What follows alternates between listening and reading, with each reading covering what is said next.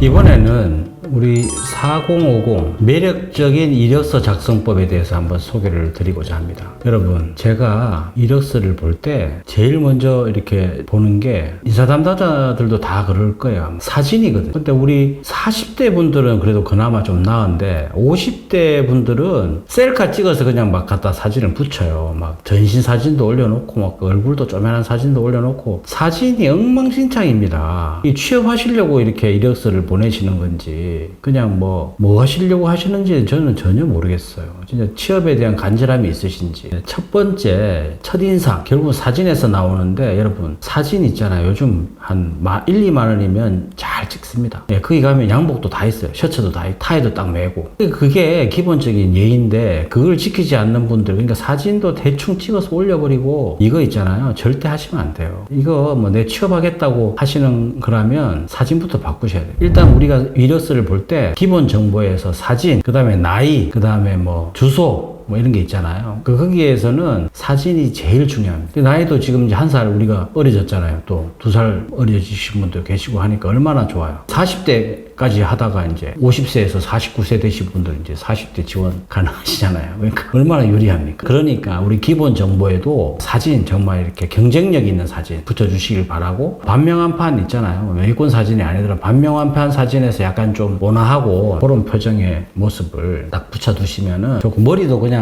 가지런하게 이렇게 하시면 좋을 것 같고요. 그 다음 게 이제 핵심 역량입니다. 그 순서를 그렇게 배치를 하셔야 돼요. 기본 정보에다가 핵심 역량. 이분이 나는 이렇게 살았다. 아까 제가 말씀드렸듯이 한 5개 정도, 적게는 한 3개에서 5개 정도인데 그 포지션이 해외 영업이다. 그럼 영어 아주 잘해요. 저는 미주 유럽을 담당했습니다. 이렇게 써주는 거예요. 그 다음에 제조업인데 자동차 부품 영업을 10년 이상 했습니다. 이 3가지만 딱 봐도 그 자동차 부품 회사는 딱 관심을 가질 거예요. 나이에 상관없이. 여러분들이 이력서를 쓰실 때 핵심 역량을 잘 쓰시라.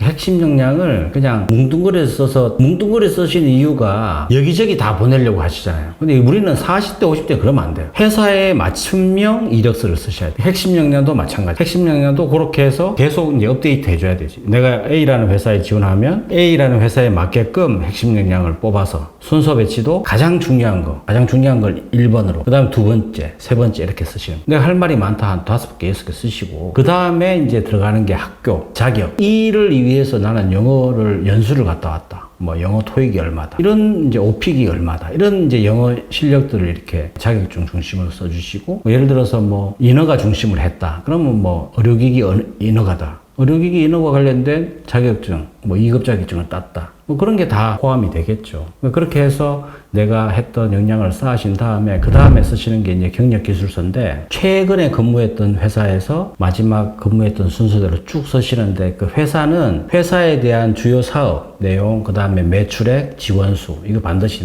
넣고, 거기서 내가 어떤 업무를 했고 내가 어떤 포지션에서 몇 명 데리고 일을 했다. 이게 들어가야 돼요. 그 다음에 담당 업무를, 큰 업무를 쓰시고, 그 다음에 상세 업무를 아주 디테일하게 쓰셔요. 그 이직 횟수가 내가 많다. 그러면 이직에 대한 이직 사유를 반드시 쓰셔야 됩니다. 이직 사유를 쓰시는데 거짓말 하지 마시고 솔직하게 그냥 쓰세요. 이직을 했다. 내가 또 회사의 경영 악화로 이직을 했다. 전혀 이렇게 하자가 되는 게 아니니까 솔직하게 쓰셔요. 근데 내가 뭐 사람들하고 관계가 너무 안 좋아서 이렇게 이직을 했다. 이거는 솔직히 쓰시면 안 되죠. 방향을 바꿔서 거기에 맞는 이직 사유를, 긍정적인 이직 사유를 쓰시고, 이직 횟수가 많으신 분들은 거기에 맞춰서 다 쓰셔야 돼요. 어떤 분들은 경력 개발, 이 딱 4자 쓰거든요. 꽝. 절대 안 돼. 자세하게 최소한 2-3줄 정도. 그러니까 그게 성의 표시거든요. 성의 표시에 맞게끔 내가 열심히 이직을 이렇게 해서 이직했습니다. 이게 이제 서류 전형하는 담당자들이 보시고 그게 이제 설득이 돼야 돼요. 그래 하나하나를 정성 들여 쓰지 않으면 안 되고요. 그 다음에 자소서도 40, 50대는 성장 과정 이런 거 쓰지 마세요. 쓰지 마시고 경력기술서를 잘 쓰시되, 예를 들어서 이 회사는 뭔가 좀 이 자소서가 좀 지원 동기나 입사 후 포부가 필요하다라고 하면 거기에 대해서 내가 좀 간단하게 이 회사에 맞는, 이 회사가 뭐가 필요하겠다. 내가 가면은 이 회사에서 어떤 일을 통해서 어떤 성과물을 만들겠다 정도의 어떤 포부 정도는 쓰시면 훨씬 더, 이 후보자는 우리 회사를 좀 잘 알고 지원했구나. 이렇게 생각을 하겠죠. 어떤 분들은 여기저기 뿌리다 보니까 여기 있던 회사가 저기로 들어가고 저기 있던 회사가 여기로 막 들어가요. 그렇게 하면 인사 담당자들이 보고 기가 막힙니다. 그러니까 내가 한 회사 지원할 때마다 여러분들이 이 여기에 대한 회사에 대한 정보를 잘 아시고 거기에 맞춰서 이제 자소서까지 딱 지원 동기, 입사 후 포부까지 딱 마무리 하시면은 이제 연봉이잖아요.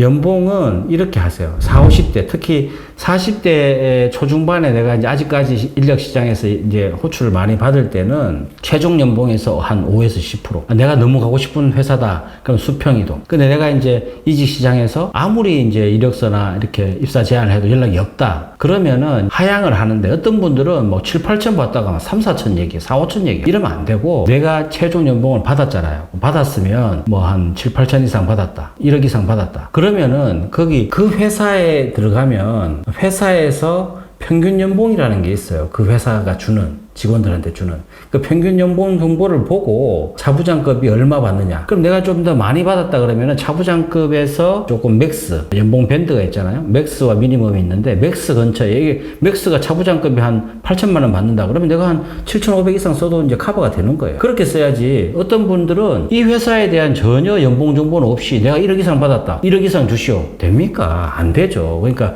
연봉도 거기에 맞춰서 회사 정보를 정확하게 보고 여기에서 직원들이 대리, 과장, 차장, 부장, 특히 차장, 부장들이 얼마 받는지를 보고 거기에서 연봉 밴드, 미니멈과 맥시멈을 체크해서 내가 어느 지점에 들어가면 좋겠다. 나는 상, 중, 하에서 중 쪽에 맞추면은 6천에서 7천이면 한 6,500. 그래도 나는 한 7천 정도 맞출 수 있게 7천 이렇게 쓰시면은 요즘 중소기업, 중견기업들도 대부분 지원 이제 고정급 기준이지 다 정기적으로 상여도 있고 인센티브도 있고 하니까 여러분들이 열심히 하시면 충분히 좋은 커리어 쌓아 가시면서 경력의 공백 없이 이렇게 가실 수가 있습니다. 자, 매력적인 이력서 한번 작성해 보시죠. 이번에는 주로 문과 출신들이 많이 가는 포지션에 대해서 한번 알아보겠습니다. 제가 아는 지인이 대기업 25년차 재무회계 팀장, 부장급으로 계시다가 퇴직을 하셨는데, 이분이 이제 이력서를 쓸 때 제가 옆에서 같이 이렇게 코칭을 해드렸는데, 결국은 이분은 이제 제조업체에서 관리회계를 하신 거예요. 관리회계. 근데 회계도 재무회계가 있고 세무회계가 있고 있잖아요. 근데 이제 이 관리회계 중에서도 제조업체에서 수율관리라고 있습니다. 수율관리. 인풋 대비 아웃풋이 어떻게 나오는지 이 수율관리를 핵심 키워드로 적은 거예요. 이력서를 작성하실 때 그냥 재무회계, 세무, 기장신고, 신고, 세무조사 대응 뭐 다양하게 쓰실 수가 있지만 거기에서 어떤 기업은 세무신고, 세무조사 대응 한 경력자들, 그러니까 처음부터 끝까지 그것도 몇 회를 해보신 분들의 경력자를 찾으실 수가 있단 말이에요. 그러면 하이라이트를 어디에 줘야 돼요? 세무조사 대응에다 줘야 됩니다. 그게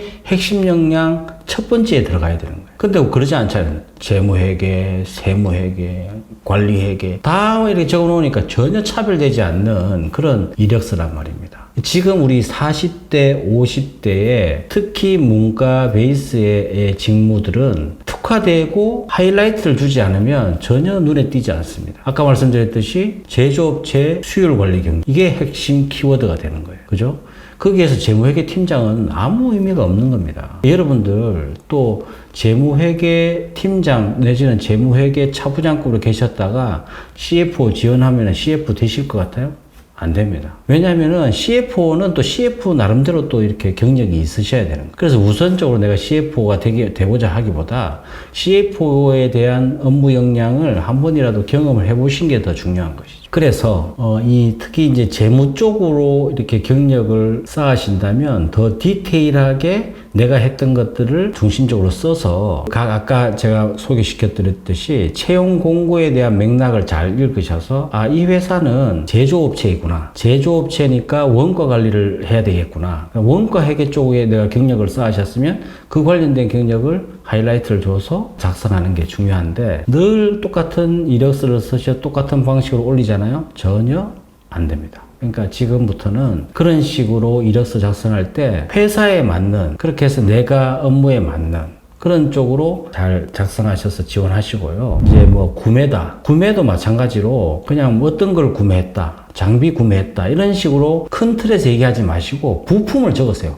내가 부품, 그러니까 구매를 했던 부품을 디테일하게 쭉 적으시라는 말이에요. 반도체 장비 구매 이게 아니라 반도체 장비에도 웨이퍼가 있고 등등 있지 않습니까? 그러니까 나 웨이퍼 구매를 했다 뭐 이렇게 해서 조금씩 이렇게 더 디테일하게 구매 품목을 적으시면 중소기업들은 대부분 다가 대기업체나 해외 기업에다가 이렇게 납품을 하는 구조이기 때문에 조금 더 이렇게 하청업체 구조 그렇기 때문에 거기에 맞는 부품들이 더 이렇게 나눠져 있는 경우가 많습니다. 그러니까 거기에 맞는 부품 구매 경력을 쓰시는 게 오히려 40, 50대는 훨씬 더 필요하다는 거예요. 재무도 그렇고 구매도 그렇고 영업도 마찬가지입니다. 영업도 제가 말씀드렸듯이 단순히 그냥 해외 영업 안 돼요. 그러니까 영업도 내가 어떤 나라에 갔고 예를 들면 나는 중동 전문가야. 나는 중국 전문가. 근데 해외 영업은 어떤 기업이든 마찬가지지만 영어가 플루언 정도 해야 돼요. 그러니까 영어가 아주 원어민 수준은 아니지만 최소한 비즈니스 영어는 전혀 문제가 없으셔야 돼요. 그러니까 영어가 안 되시는 분이 해외 영업 지원하실 수 없겠죠. 근데 예를 들어서 제2외국어, 중국어, 뭐 일본어, 뭐 기타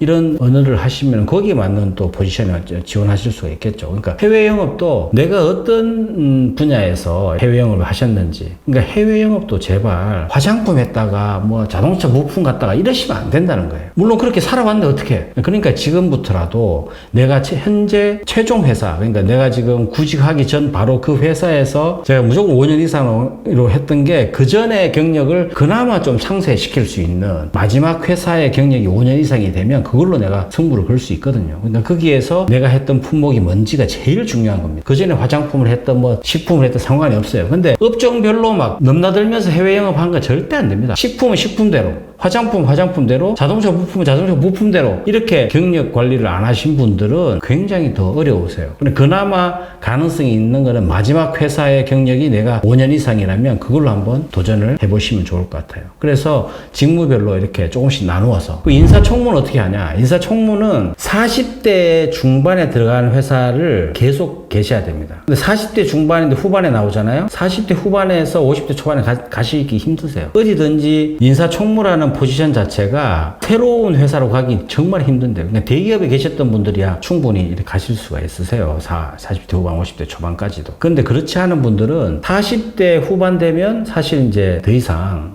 연락이 안 올 수가 있습니다. 그러니까 내가 40대 중반, 후반에 들어간 회사는 무조건 50대 초중반까지 계실 수 있는 회사를 골라야 되고 그 회사에서 무조건 비벼야 된다. 그래야지 그 중간에 근데 내가 이제 거기에 들어가서 어떻게 비비냐? 제가 그때 말씀드렸잖아요. 그러니까 거기에서 인사총무만 해서는 안 되고 경영지원 전체적인 업무. 그러니까 40, 50대 특히 우리가 20대 취업했잖아요. 하면은 어떤 일을 해야 될지 몰라서 시키는 대로 막 이것저것 다 하게 됩니다. 근데 40대, 50대는 전문적인 역량을 쌓았지만 내가 50대, 60대의 경력을 이어가기 위해서는 인사총무 같은 경우는 경영지원 업무 전체를 다 하실 수 있어야 돼요. 재무도 하실 수 있으면 너무 좋고. 그러니까 재무를 내가 전문적으로 못하더라도 관리 역량만 갖고 있더라도 충분히 중소기업에서 경영지원 부장 내지는 경영지원실장의 어떤 포지션 이게 중소 중견기업에 특히 이제 상장사에 충분히 한번 도전해 보실 수가 있거든요. 그러니까 내가 인사만 계속 했다 경쟁력 없어요. 총무만 했다 경쟁력 없습니다.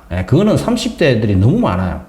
그렇기 때문에 그걸로 안 되고 우리가 조금 더 업무를 익혀서 그러니까 내가 전략적으로 움직이지 않으면 40대는 전략적으로 움직이지 않고 연봉으로 움직였다 망하는 길 전략적으로 나의 업무에 대해서 이어갈 수 있는 방향성을 가지고 움직였다 좋아요.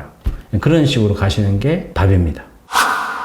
2번은 이제 공학도 출신들, 이제 특히 하드웨어 개발자들 분들 있잖아요. 이런 분들은 설계, 이렇게 뭐 기계 설계라든지, 뭐 하드웨어 엔지니어라든지 이런 개발자 엔지니어 분들은 대체로 기업체에서 이렇게 수요가 많습니다. 기업체 수요가 많은데 전략을 어떻게 짜야 되냐면 이제 대기업에서 계속 계신다면 동종 업종으로 이렇게 40대 초반에 다른 대기업으로 가셔서 정년까지 간다든가 이 방법이 이제 가장 어떻게 보면은 복지라든지 연봉이라든지 최고의 대우를 받으시겠죠. 근데 이제 중견기업에서 한 3, 4회 이직해서 한 4, 5번 정도 회사를 옮겨 다녔다.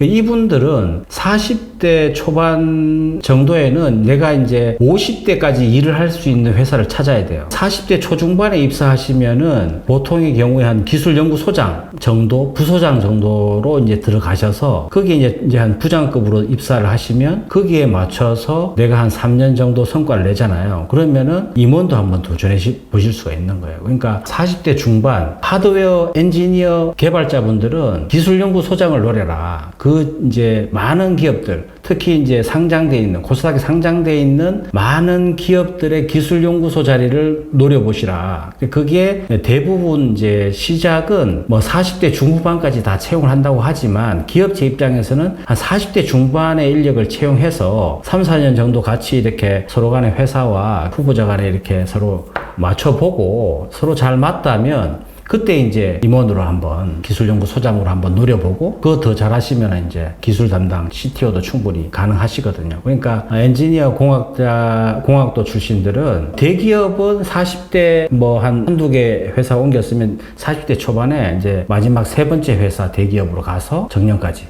나머지 중소 중견기업에 계셨던 분들은 자기의 전문성을 충분히 살려서 이직 횟수는 제가 지난번에도 말씀드렸지만 한 3, 4번, 4, 5번 옮겨도 마지막 현재 회사에 한 5년 이상 근무하셨다면 충분히 지원이 가능하세요. 특히 이제 코스닥에 상장되어 있는 굉장히 우수한 기업들이 많습니다. 강소기업들도 많고 이런 데에 기술연구소장을 적극 추천드립니다. 여러분, 저희 자리잡자 채널이 정말 이제 시작한 지 얼마 되지 않았지만 여러분의 구독, 좋아요가 저희 자리잡자 채널이 자리 잡는 데 굉장히 도움이 됩니다. 네, 많은 분들이 구독, 좋아요, 알림 설정 부탁드리겠습니다.